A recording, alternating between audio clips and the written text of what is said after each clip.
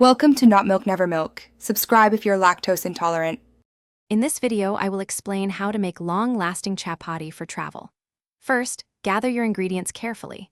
Using good quality whole wheat flour is key for a sturdy yet soft chapati.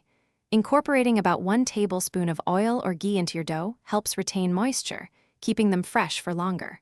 Warm water or milk ensures a pliable dough, and a pinch of salt balances the flavors beautifully. These simple steps lay the foundation for delicious, travel-ready chapatis. Now, let's talk about the dough. Gradually adding warm water or milk while kneading for at least 15 minutes is crucial. This develops the gluten, resulting in a soft and pliable dough. The consistency should be smooth and slightly sticky, never stiff.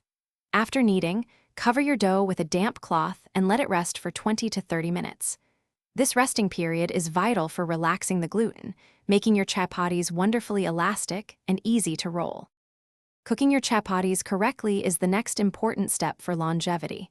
Ensure your tawa is heated to a medium-high temperature. Cook each chapati thoroughly on both sides until it puffs up, trapping steam inside.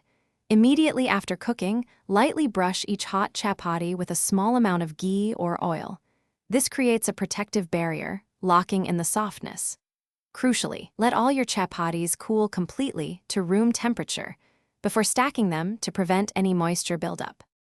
For travel, smart storage is paramount. Once completely cooled, wrap each chapati individually in a clean cotton cloth or butter paper.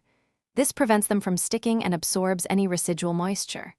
Stack these wrapped chapatis neatly into an airtight container. For longer journeys, you can even freeze them, placing parchment paper between each one. With these methods, your delicious chapatis can stay fresh and soft for up to 3 or 4 days. Perfect for your travels.